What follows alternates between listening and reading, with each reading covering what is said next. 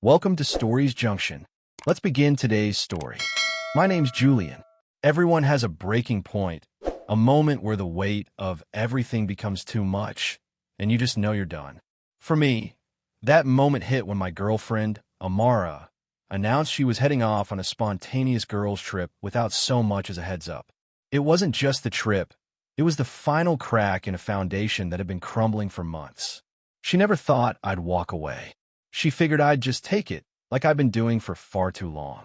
But to explain why I left without a word, why I packed up my life and vanished, I need to take you back to the beginning. This wasn't a snap decision. It was years in the making, and the story is worth hearing to understand how it all fell apart, and why I'm certain I made the right call. Amara and I were together for just over 5 years. We met in Portland, a city that hums with creativity and quirks, perfect for two people like us who loved its eclectic vibe. Early on, I laid out one non-negotiable. I didn't believe in legal marriage. It wasn't about dodging commitment. Far from it. I'd seen too many relationships implode under the weight of divorce courts, lawyers, and bitter fights over assets. I wanted any bond one built to stand on love and choice, not contracts and legal battles. If things ended, I wanted them to end cleanly, with respect, not a courtroom circus. Amara didn't love the idea at first. She'd grown up dreaming of a big wedding, the white dress, the whole deal. She asked me tough questions about security, about what it meant for our future. I explained my stance, not as a rejection of her, but as a belief in keeping our relationship pure, free from external systems. After some back and forth, she said something that stuck with me. "I love you, Julian. A piece of paper won't change that. What matters is us, not a certificate." I admired her for meeting me where I was. It felt like we were building something real, something that could last. Amara was magnetic. Stunning, yes, but also sharp-witted and endlessly social. She had a knack for drawing people in, collecting friends from every corner of the city. Artists, techies, musicians, you name it. She was always planning something. Gallery openings, rooftop parties, weekend getaways. I loved her energy, her ability to make life feel vibrant. We complemented each other, or so I thought. I was steadier, more grounded, while she was a spark. Together, we felt unstoppable, two people with different rhythms but a shared pulse. At least, that's how it started. About 3 years in, Amara hit a rough patch. She'd been working in marketing, but wanted to pivot to something more creative, maybe graphic design. The transition was messy. Freelance gigs dried up, and the uncertainty wore on her. She didn't say it outright, but I could see the stress in her eyes, the way she'd fidget when bills came up. We'd been together long enough that I felt a responsibility to step up. So, I suggested we move in together. My place was a cramped studio, fine for one, but not for two. We spent weeks hunting for the perfect spot and finally found an airy loft in southeast Portland, big enough for both of us to breathe. We signed the lease together, our names side by side, and it felt like a new chapter. Living together meant getting practical. We merged some finances, not everything, but enough to cover rent, utilities, groceries. I took on a role of the organizer, tracking expenses, making sure we stayed on top of things. Amara was more free-spirited, happy to let me handle the details while she focused on her next adventure. I didn't mind at first. It felt like we were balancing each other out, her spontaneity softening my structure. On the surface, we were a team, building a life in that loft with its exposed brick walls and mismatched furniture.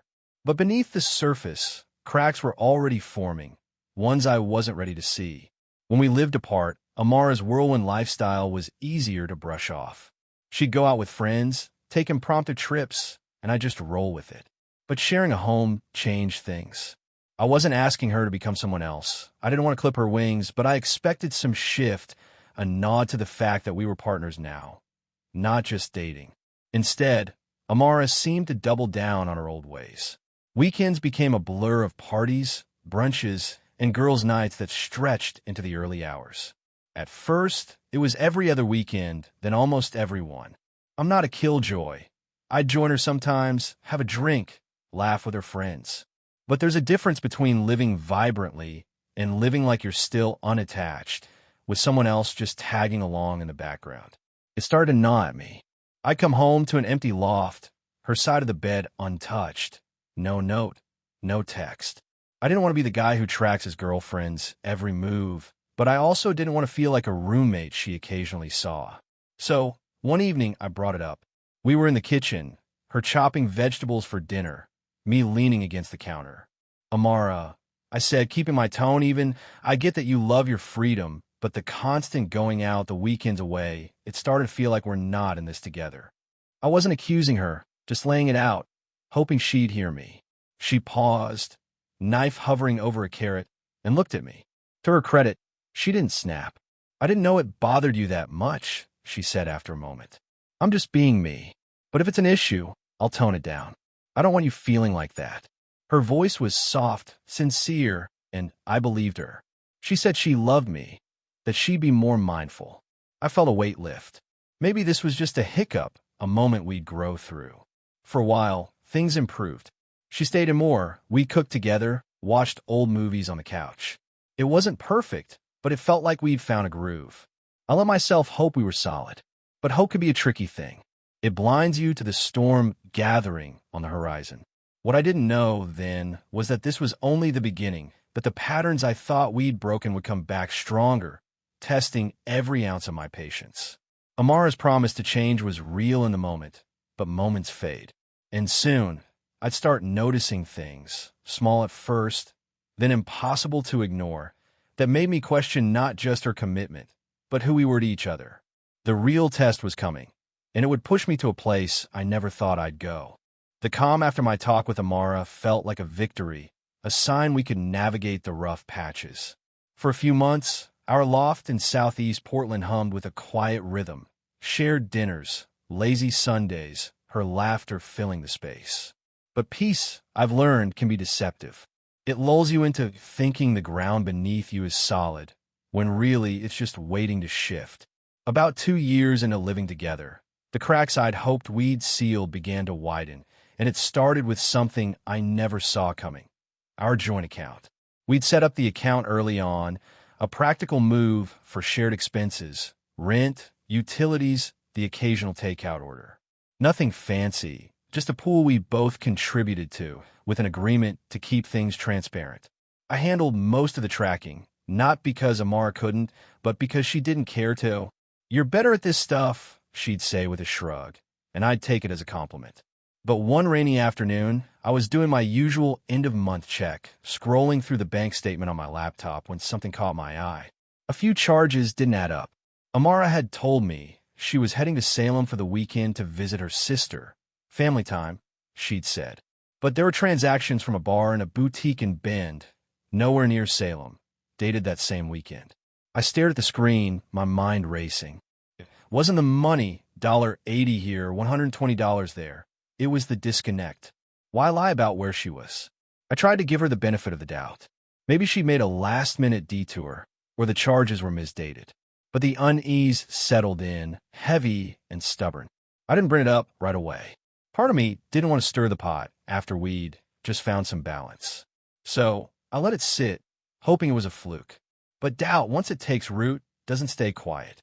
Over the next few weeks, I started noticing other things.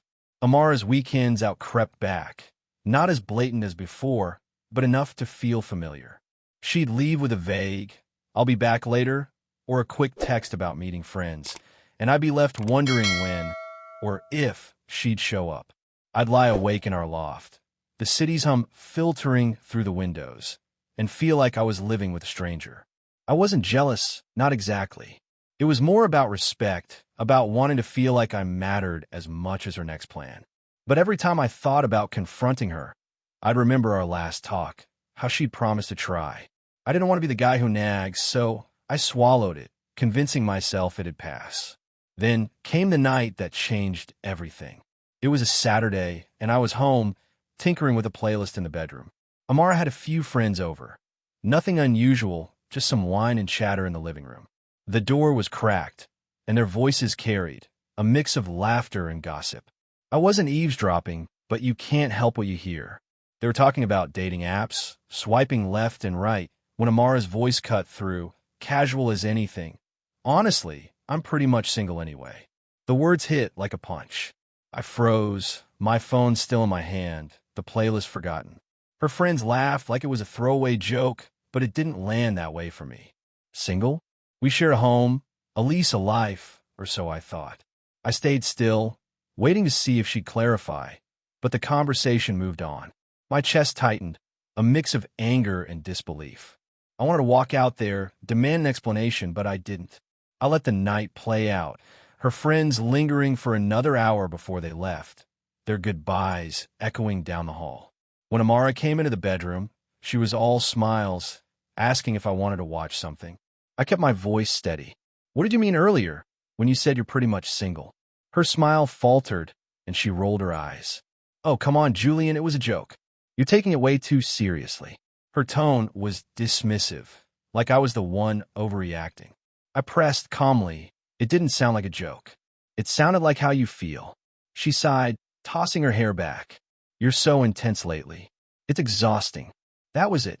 No apology, no explanation, just a jab at me for daring to care. I didn't argue. I was too stunned.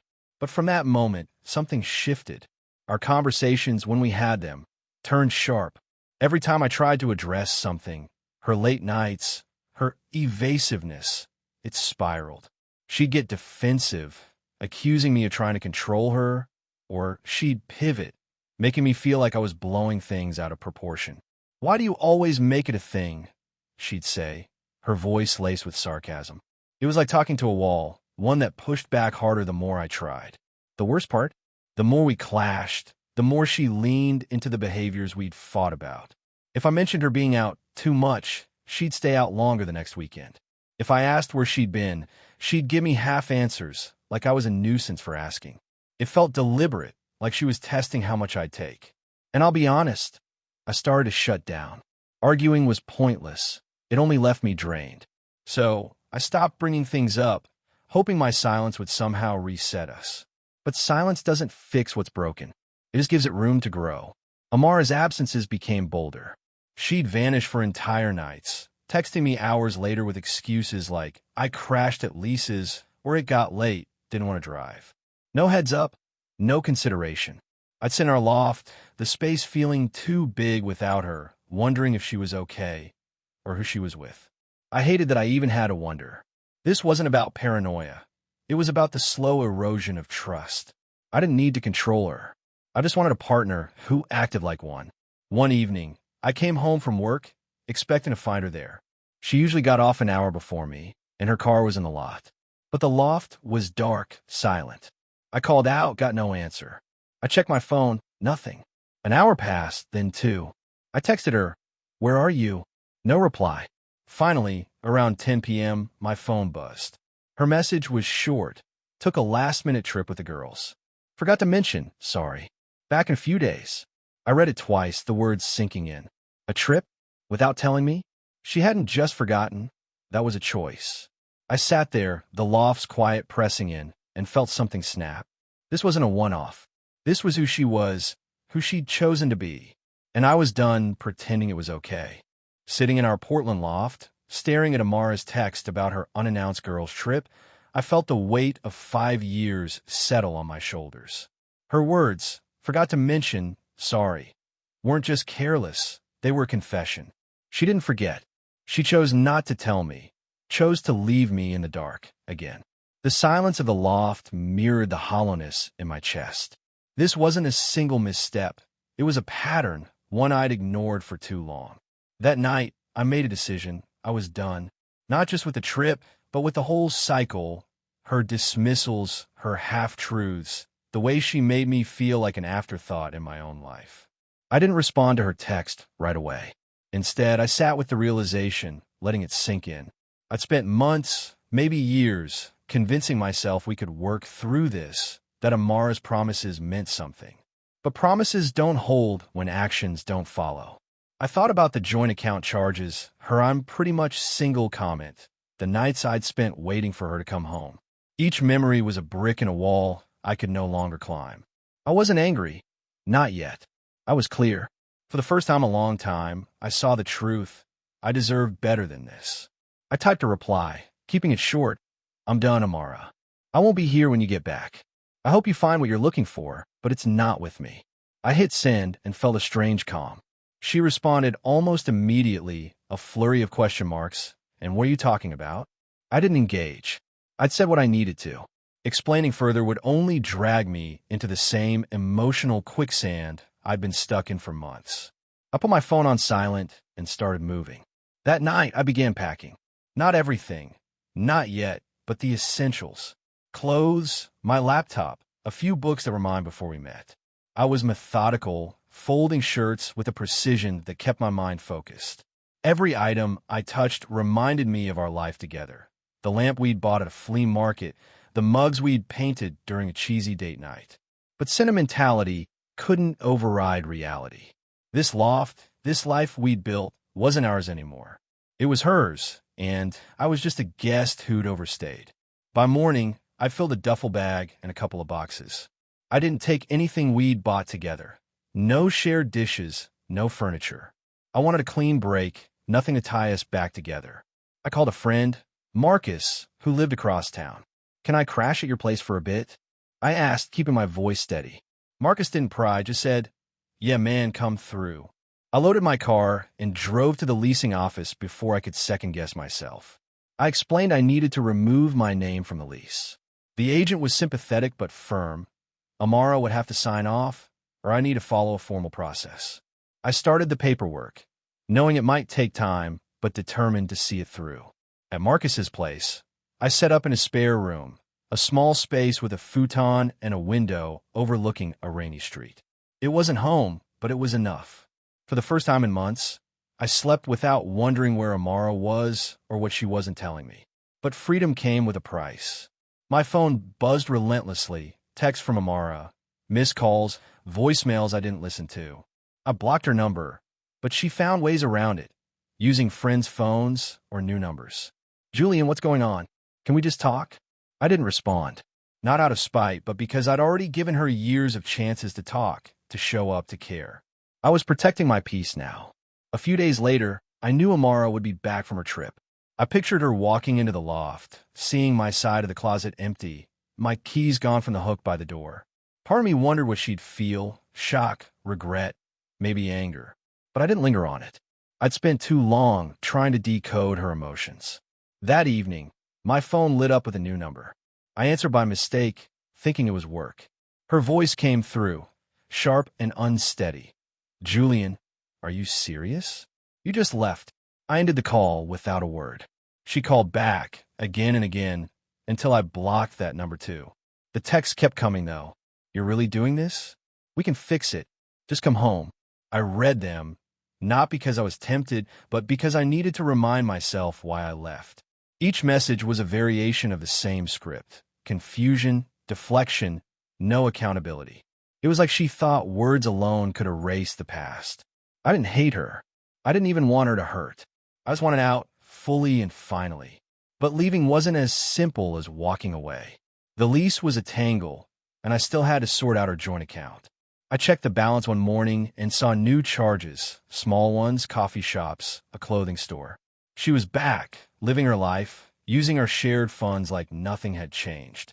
It stung, but it also solidified my resolve. I went to the bank and opened a new account, transferring my portion of the funds. I couldn't close the joint one without her, but I could start separating myself, piece by piece. Marcus noticed I was quieter than usual. Over beers one night, he asked, "You okay, man? You don't seem like yourself." I told him the broad strokes, not every detail, but enough. He listened, then said, "Sounds like you did what you had to. But you sure you're done? No going back?" I nodded. "I'm sure." Saying it out loud felt like a vow. But deep down, I knew the hardest part was still ahead. Amara wasn't going to let go easily, and Portland, vibrant as it was, felt smaller now, like I might run into her shadow around any corner. The days after I left the loft felt like walking a tightrope. I was free, but not fully, still tethered to Amara by the lease, the joint account, and the lingering echo of her messages. Staying at Marcus's place in Portland gave me a temporary anchor, but I knew I couldn't hide out forever. Every buzz of my phone, Every unfamiliar number carried the possibility of her voice, her insistence that we talk. I'd blocked her, but Amara was persistent, and I braced myself for what was coming. Leaving wasn't just about packing bags. It was about holding the line, no matter how hard she pushed. A week after I moved out, I got an email from the leasing office. Amara had responded to my request to remove my name from the lease, but not with agreement. She'd written a long note, claiming I was abandoning my responsibilities, that I couldn't just walk away from our agreement.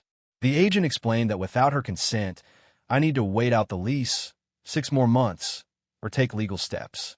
The idea of lawyers of dragging this out made my stomach turn. It was exactly the kind of mess I'd wanted to avoid in relationships.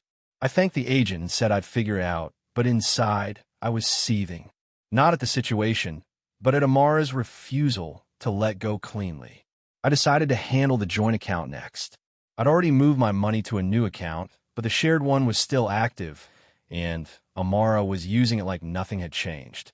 I went to the bank, sat across from a clerk, and explained I wanted to close it. She frowned, clicking through her system. Both account holders need to be present, or we need written consent from the other party. I nodded, expecting this, but it still felt like a trap. I asked for a freeze instead, something to stop new charges. The clerk could do that, but only temporarily. I left with a form for Amara to sign, knowing she'd likely refuse. I mailed it to the loft with a short note. Sign this, so we can both move on. No need to make this harder. Her response came not in the mail, but in person. 2 days later, I was grabbing coffee at a shop near Marcus's when I saw her. She was standing outside, arms crossed, her face a mix of frustration and determination. My heart sank, but I wasn't surprised. Portland's small enough that running into her was inevitable. I stepped out, bracing myself. "Julian," she said, her voice sharp but controlled. "You can't just erase me like this. We need to talk." I kept my tone even. "There's nothing left to say, Amara." I was clear. "We're done." She stepped closer, her eyes searching mine. "You don't get to decide that alone. We build a life together. You owe me a conversation, at least." The word "oh" hit me hard. I didn't owe her anything. Not after the lies, the disregard, the way she'd made me invisible. "I gave you years of conversations," I said. "You didn't listen then. Why would now be different?" Her jaw tightened, and for a moment, I thought she'd cry. But she didn't. Instead, she pulled out the bank form I'd sent, holding it like evidence. "This? Really? You're trying to cut me off without even talking?" I took a breath, staying calm. "I'm not cutting you off. I'm moving on. Sign it or don't. But I'm not coming back." She shook her head, voice rising. "You're acting like I'm the villain here, but you're the one running away. What happened to you?" I could have listed every moment. Her secret trips, her single comment, the nights I waited, but I didn't. Rehashing it would only pull me back in. "I'm done, Amara," I said, turning to walk away. She called after me. "This isn't over, Julian." I didn't look back. My hands shook as I walked, not from fear, but from the effort of holding my ground. I'd spent years bending for her, and now, standing firm, felt like learning to walk again. Back at Marcus's, I told him what happened. He leaned back, sipping a beer. "She's not going to let this go easy, is she?" I shook my head. "Doesn't matter. I'm not budging." But privately, I wondered how far she'd push. The lease, the account. These were logistical battles, but the real fight was emotional. Amara wasn't just fighting for control. She was fighting to keep me in her orbit, on her terms. And I couldn't let that happen. The next day, I got a text from a mutual friend, Lena. "Hey, Amara's a mess. Can you just talk to her? She says you ghosted her out of nowhere." I sighed, unsurprised. Amara was rallying allies, painting me as the bad guy. I replied to Lena, "It wasn't out of nowhere. I'm sorry she's upset, but I'm done. Please don't get in the middle." Lena didn't push, but I knew others might. Amara's social circle was wide, and I braced for more messages, more attempts to pull me back. Then came the joint account statement. I checked it online, expecting it to be frozen, but there was a new charge, a big one, $500 from a travel agency. My jaw clenched. She'd found a way around the freeze, maybe by calling the bank herself. It wasn't just the money, it was the audacity. I called the bank, furious but composed, and explained the situation. They reversed the charge, but warned me the account was still vulnerable without Amara's cooperation. I hung up, realizing this wasn't just about logistics anymore. It was a power struggle, and she was playing to win. I sat on Marcus's futon, staring at the city lights through the window. Portland, with its bridges and rain, had been our home, but now it felt like a battlefield. I knew the next step wasn't just about forms or phone calls. It was about facing Amara's final push, whatever that looked like. And deep down, I wondered if I was ready for it, or if some part of me still hoped for a clean ending that might never come. The air in Portland felt heavier now, like the city itself was holding its breath. I draw my line, walked away from Amara and our shared life, but she wasn't letting go. The lease, the joint account, her relentless messages, they were ropes she kept trying to tie around me. Staying at Marcus's gave me a foothold, but I knew this wasn't over. Amara's confrontation at the coffee shop and her stunt with the joint account were warnings. She wasn't going to let me slip away quietly. As I braced for her next move, I realized this final chapter wasn't just about logistics. It was about whether I could hold my ground against the pull of our past. A few days after the coffee shop run-in, I got a call from the leasing office. Amara had escalated things. She'd sent a formal letter, accusing me of breaching the lease by abandoning the apartment and demanding I cover half the rent until the lease ended. The agent sounded apologetic, explaining that without a mutual agreement, I was still legally tied to the contract. I could fight it, but it'd mean lawyers' fees, maybe even a court date. Exactly the kind of mess I'd sworn to avoid. I thanked her and hung up, my mind racing. Amara wasn't just stalling. She was weaponizing our shared commitments to keep me tethered. I decided to face the joint account head-on. After her $500 travel agency charge, I couldn't risk more surprises. I went back to the bank, armed with every document I had, statements, my ID, proof of my new account. The manager was sympathetic but firm. Closing the account required Amara's signature or a legal order. I opted for the next best thing, removing my name from all link cards and setting up alerts for any new activity. It wasn't perfect, but it was a step. I left the bank feeling lighter, like I'd reclaimed a piece of myself. That night, Marcus and I were watching a game when my phone buzzed with a new email. It was from Amara. The subject line simple. Please. My stomach twisted, but I opened it. Her words were softer than I'd expected, almost pleading. Julian, I know I messed up. I didn't realize how much I was hurting you. Can we meet just once to talk this through? I don't want to lose you like this. No accusations, no sarcasm, just a rawness I hadn't seen from her in years. For a moment, I hesitated, the old pull of our history tugging at me. I remembered the early days, her laugh, the way we'd dream about the future over coffee. But then I thought of the lies, the nights alone, her single comment. That Amara was gone, if she'd ever existed. I didn't reply. Instead, I forwarded the email to the leasing office with a note. This is the most recent communication from Amara. I'm still requesting to be removed from the lease. Please advise on next steps. I wasn't going to let her words derail me. Marcus, catching my expression, raised an eyebrow. She's trying to reel you in, huh? I nodded. Yeah, but I'm not biting. He clapped my shoulder. Good. Stay strong, man. The next blow came through social media. I'd avoided checking it, knowing Amara's knack for rallying her circle. But a friend sent me a screenshot of her post, a vague, emotional caption about being blindsided and losing someone you thought you knew.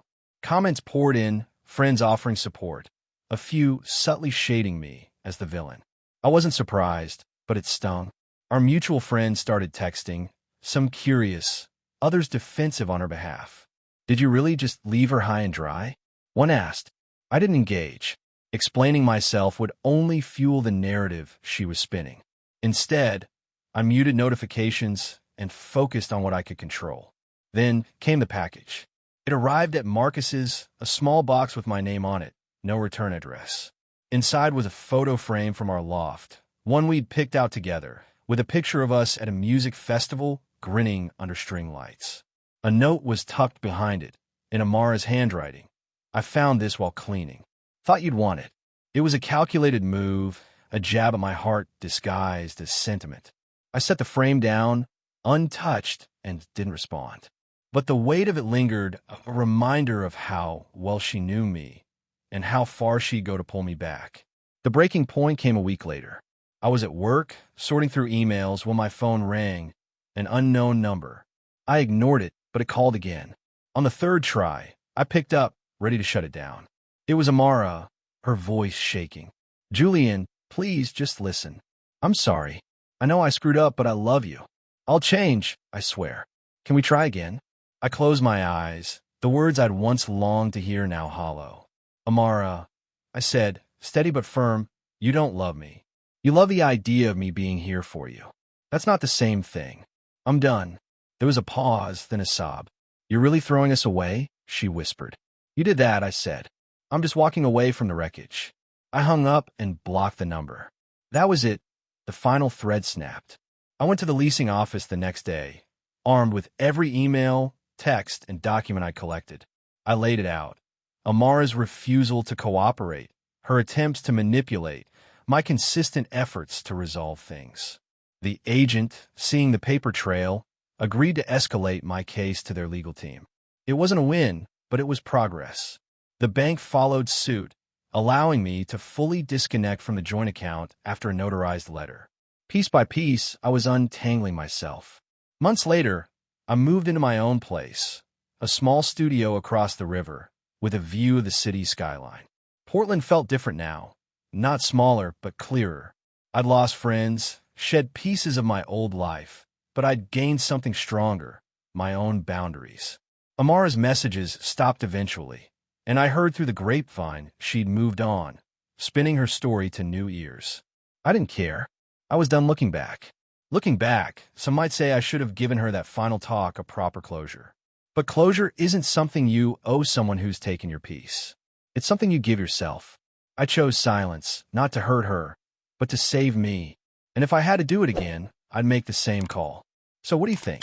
Was I too harsh, or did I do what was right? If you were me, would you have stayed or walked away sooner?